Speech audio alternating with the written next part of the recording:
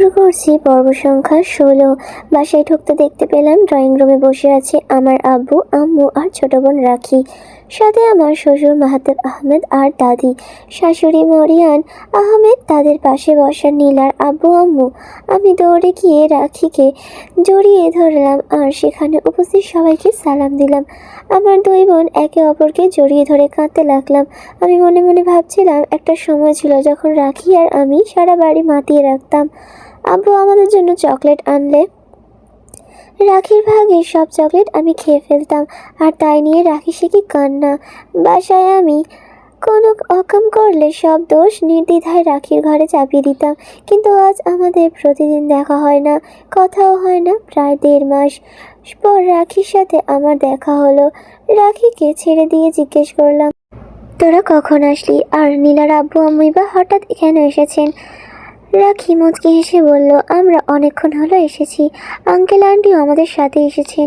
Mahtab uncle আব্বু আম্মুকে call দিয়ে বললেন যে তোমার আর ভাইয়ার এবং নীলা আপুর আর বেআই ভাইয়ের বড় ঘরে বিয়ে দেওয়াবেন, তাই আমাদের সবাইকে আসতে বললেন। ও আচ্ছা। তখনই পাশ থেকে আমার শ্বশুরমশাই আমাকে উদ্দেশ্য করে বলে উঠলেন, আব্বু আমরা সবাই যাচ্ছি নভেম্বরের 1 তারিখ হলুদ আর 2 তারিখ বিয়ে আয়োজন করতে। সবাই রাজি, এখনই তুমি কি বলবে মা? আমি ওনার দিকে তাকিয়ে লাজুক হেসে বললাম, আপনারা যা ভালো মনে করেন আব্বু। আজ 30শে অক্টোবর, আর মাত্র 2 দিন পর আমাদের বিয়ে। এবার অন্য কেউ নয়, আমার নয়ন সাহেবই আমার বর হবেন। ওনার সাথেই আমার সামাজিকভাবে বিয়ে হবে। এটা ভেবেই আমার কি যে খুশি লাগছে। পাশে তাকাতেই দেখি এমপি সাহেব আমার দিকে তাকিয়ে মিটিমিটি হাসছেন।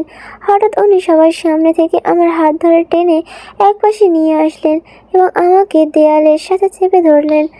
ওনার মুখ আমার মুখের একদম কাছে এনে বলতে লাগলেন, বউ বানাবো তোমাকে নয়ন, এই মাহির আহমেদের চিরস্থায়ী বউ। ঠিক যেভাবে তুমি আমার বউ সাজতে চেয়েছিলে, ঠিক সেভাবেই তোমাকে সাজাবো। শুধু তুমি এই আমিটাকে সীমাহীন ভালোবাসো। আমি তোমার পুরো পৃথিবী তোমার কল্পনার চেয়েও বেশি সুন্দর করে তুলবো। আমি ওনার চোখের দিকে তাকিয়ে লাজুক হলাম। উনি আবার বললেন, এভাবেই সব সময় হাসতে থেকো, তোমার সব স্বপ্ন পূরণ করব। আচ্ছা বউ, আমি এখন একটু আসছি। আমি অবাক হয়ে বললাম, কোথায় যাবেন? একটা মশা মারতে যাচ্ছি। আমি হাঁকা খেয়ে গেলাম আর বললাম, কি মশা? সেদিন একটা মশা তোমাকে কামড় দিতে এসেছিল না, ওই মশাটাকেই মারতে যাচ্ছি। আমি ওনার রহস্যময় কথা বুঝতে না পেরে বললাম, কিসের মশা? কোন মশার কথা বলছেন আপনি? উনি আমার নাক টেনে দিয়ে প্রস্থান করতে করতে বললেন, তুমি বাচ্চা মানুষ, এগুলো বুঝবে না। এটুকু বলে উনি চলে গেলেন। তারপর আমি নীলা আর রাকিব সাথে আমার রুমে চলে আসলাম। অন্যদিকে নীলার বাসায় থেকে বেরিয়ে কিছু সিকিউরিটি গার্ড নিয়ে নিজের সেই গোপন আস্তানায় উদ্দেশ্যে রওনা হলো। সেখানে একবার আরিয়ানকে নিয়ে এসেছিল। বারবারের মতো সান্ত্বনার বাইরে গার্ডের থেকে সে ভেতরে ঢুকলো। ভেতরে ঢুকে একটা চেয়ার টেনে ঝাঁকিয়ে বসলো নিলয়। তার সামনে একটি মেয়েকে চেয়ারের সাথে হাত পা এবং চোখ বেঁধে বসিয়ে রাখা হয়েছে। পাশে দাঁড়িয়ে আছে নিখিল। নিলয় ইশারা করতে নিখিল মেয়েটির চোখের বাঁধন খুলে দিল। বাঁধন খুলতে মেয়েটি আর্তনাদ করে উঠল, নিলয় দেখো, তোমার এই ছেলেটা আমাকে এখানে তুলে নিয়ে এসেছে।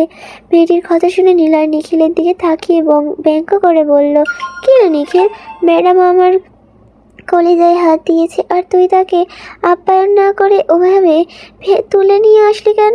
নীলয় শীতল কণ্ঠে শুনে মেয়েটি ঢোক গেল। এই মেয়েটি আর কেউ নয়, নিলয়ের বান্ধবী এবং সৌরভী ও মিনহাজের মামাতো বোন মিনাশা। মিনাশা কাঁপা গলায় বলল, তার মানে নিলয় তুই আমাকে এখানে এনেছিস? নিলয় হঠাৎ নিজের সামনের চেয়ারে সজোরে লাথি মেরে গর্জে উঠল, সেদিন কি হয়েছিল বলবি, নাকি এখনই তোকে শেষ করে দেব?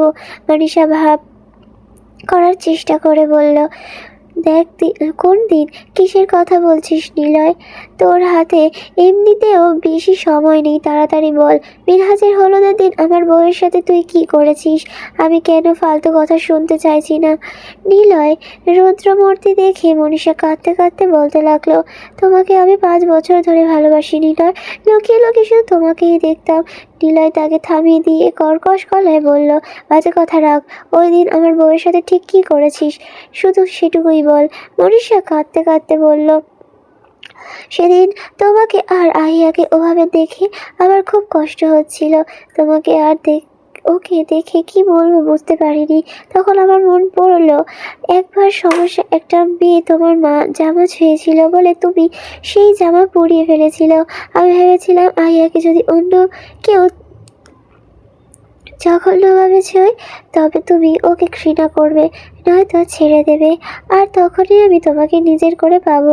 তাই সেদিন আমি আহিয়ার শরবতের সাথে মদ মিশিয়ে দিই। তারপর তুমি একটা রুমে ওর জন্য অপেক্ষা করছো বলে ওকে সেই রুমে পাঠিয়ে দিই। ও ভেতরে যাওয়ার পর আমি বাইরে থেকে দরজা বন্ধ করে দিই এবং আবার 6টা বন্ধুকে সেই রুমে পাঠাই।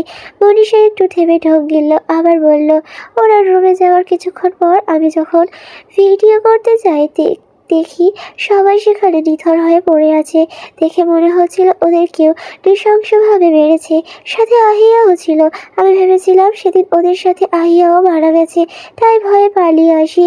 কিন্তু পরে জানতে পারি আহিয়া নেশাগ্রস্ত অবস্থায় আবার সেই বন্ধুদের খুন করেছে, কিন্তু ওর কিছু হয়নি। সেদিন আমার সবচেয়ে বড় ভুল ছিল আহিয়াকে মদ খাওয়ানো। মনীষার কথা শেষ হতেই নিলয় নিখিলের দিকে তাকিয়ে শীতল কণ্ঠে বলল, নিখিল, ছুরি দে। নিখিল দ্রুত একটি ধারালো ছুরি নিলয়ের হাতে দিল। নিলয় ছুরিটা নিয়ে চেয়ার থেকে উঠে গিয়ে মনীষার গাল শক্ত করে চেপে ধরল। মনীষা যন্ত্রণায় কুকড়িয়ে উঠল। আহ নিলয়, ছাড়ো, আমার লাগছে। নিলয় আরো জোরে চেপে ধরে বলল, আমার বউয়ের যে শরীরে আমার দেওয়া লাভ ফাইটের দাগ থাকার কথা ছিল, সেই শরীরে তোর দেওয়া থাপ্পড়ের দাগ দেখে আমারও খুব লেগেছিল রে মনীষা। নিলয়ের এই ভয়ঙ্কর রূপ দেখে মনীষা গত 5 বছরও দেখেনি। নিলয় আবার বলতে শুরু করলো, আমার যে নিষ্পাপ বউটা সামান্য ভূতের ভয়ে ছাদে যেতে ভয় পেত, সেই বউ 6টা ছেলেকে খুন করেছে দেখে আমারও লেগেছিল। আমার যে বউটা বাটারফ্লাইয়ের মতো উড়ে বেড়াতে ভালোবাসত, তাকে সেদিন নিস্তেজ অবস্থায় পড়ে থাকতে দেখে আমারও খুব করে লেগেছিল।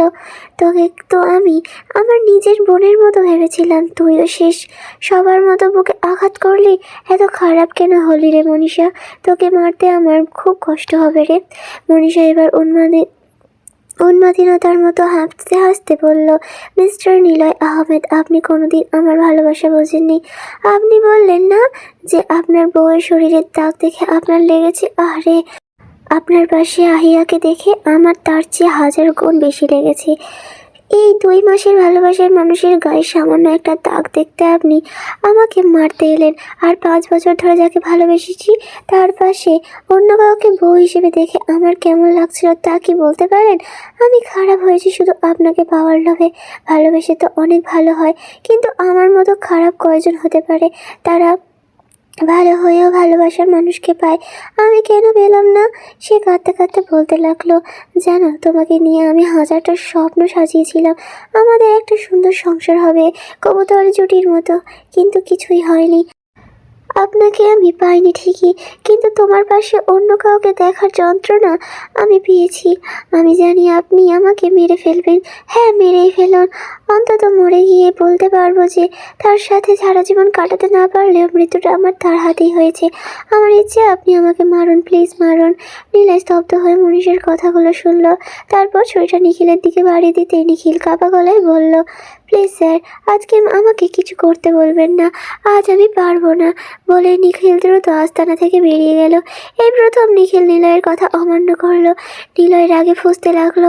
এর মধ্যেই মনীষা করুণ দৃষ্টিতে তাকিয়ে আবার বলল, নিলয়, তুমি তো আমাকে মেরেই ফেলবে, তাই না? একটা খুনের আসামিরও তো শেষ ইচ্ছে পূরণ করা হয়, তুমি কি আমার শেষ ইচ্ছেটা রাখবে? নিলয় নিরুত্তর হইল। মনীষা আবার বলল, আমাকে মারার আগে কি একবার শুধু বলবে ভালোবাসি, প্লিজ? নিলয় এবার রাগে চোখে মনীষার দিকে তাকিয়ে বলল, যে আমি ভালোবাসার মানে বুঝতাম না, যে জানতো না ভালোবাসা কি, তাকে যে ভালোবাসা বুঝতে শিখিয়েছে, যে আমাকে নিঃস্বার্থভাবে ভালোবেসেছে, তার সাথে বেইমানি করে তাকে ভালোবাসি বলবো? সেটা তুমি ভাবলে কি করে?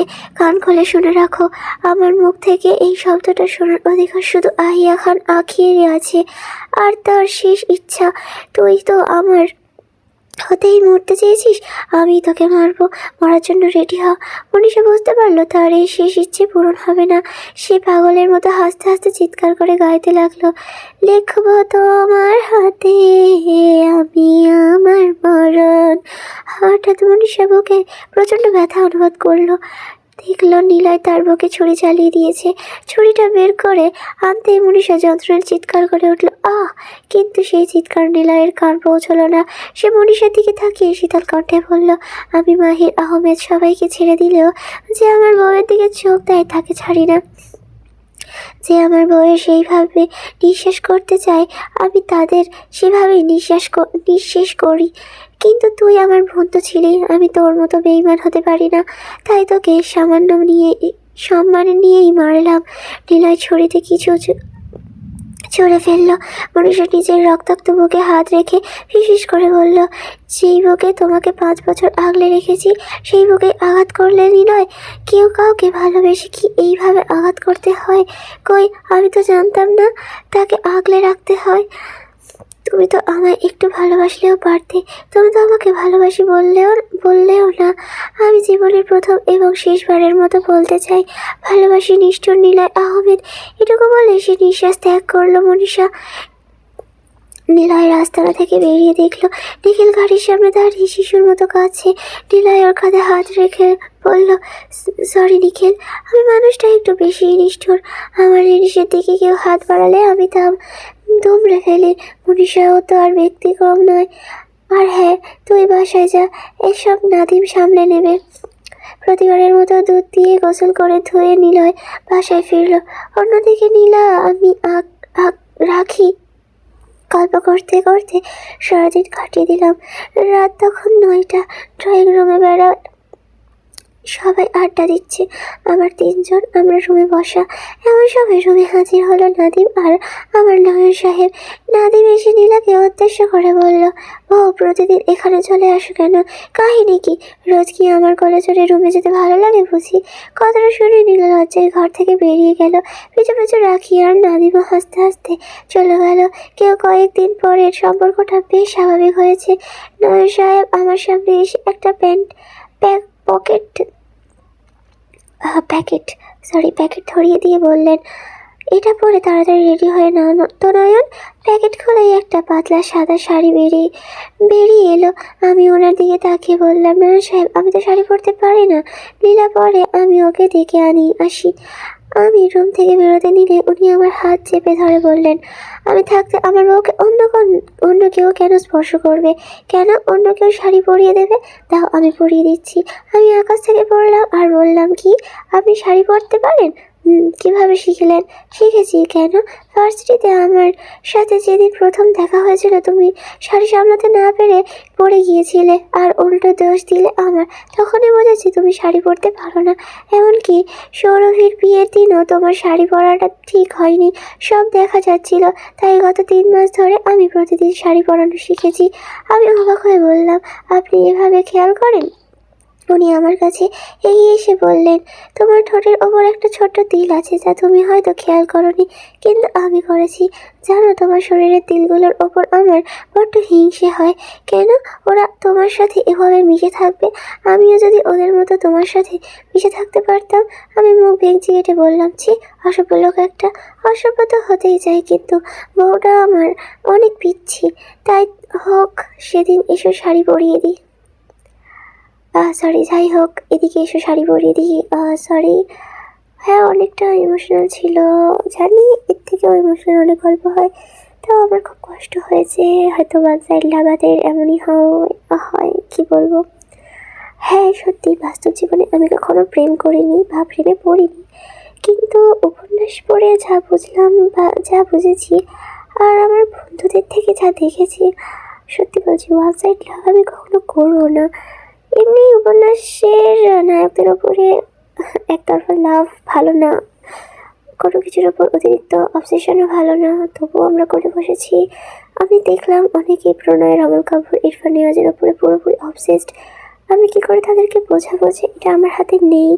আমি বাধ্য হয়েছি ডিলিট করতে। কেউ কি চায় নিজের হাতে এত বড় ক্ষতি করতে? আমি করেছি। এমনকি এতদিনে 2000 হয়েছে, তো রোজ একটা একটা করে কমতে কমতে এখন 1600-তে আটকে আছে। জানি না কবে কি হয়। খুবই কষ্ট হয়, আমার তো খুবই হয়। আর একটা কথা বলার ছিল, যে তোমরা একা না ইরফান নিয়াজের ওপরে ফিদা, আমি নিজেই। কারণ আমি আমার ফোনের রিংটংটা পর্যন্ত ইরফান নিয়াজের ওই সিসগুলোতে দিয়েছি, নোটিফিকেশনও দিয়েছিলাম, যদিও এখন নোটিফিকেশনটা তুলে নিয়েছি। আমি যে কারোর ওপর অতিরিক্ত অবসেশন ভালো না। আর যাদের ইরফান নিয়াজের সম্পর্কে এত কিছু জানার বা কেন ডিলিট করেছি আমি প্রণয়নমল কাব্য, সবাইকে বলছি দয়া করে আমাকে ইনস্টাতে মেসেজ করুন। ওখানে আমি সকল পাঠিকাকে নিয়ে গ্রুপ খুলবো এবং ওই গ্রুপে যা বলার আমি বলে দেব। আশা করি ওই গ্রুপে জয়েন হয়ে আপনাদের খারাপ লাগবে না। আর কাল আমি দিতে পারিনি, তার কারণ সত্যি একটা জায়গায় যাওয়ার পর যখন সেটা হট করে হারিয়ে যায় তখন সত্যি অনেক কষ্ট হয়। তো আমারও এরকমই কষ্ট হয়েছে, তার জন্য যেন মনে হচ্ছিল দেবো না কোনো গল্প। তারপর অনেক আপুরাই বলছে যে তুমি ভেঙে কেন পড়েছো, কেন পড়বে। অবশ্যই অন্য গল্প আছে, আরও ভালো ভালো গল্প আছে, সেগুলো পড়বে। হ্যাঁ, আমি ঠিক করেছি, আরও ভালো করে নিজেকে ইমপ্রুভ করব, নিজের কথাগুলোকে আরও পরিষ্কার করব, আরও ভালোভাবে গল্প করার চেষ্টা করব। ইনশাল্লাহ আপনার পাশে থাকবেন। আমিও এবার থেকে রোজই ভালোভাবে গল্প দেওয়ার চেষ্টা করব। আর আজকে একটাই দিলাম, আগামীকাল আবার দেবো। ওকে, বাই।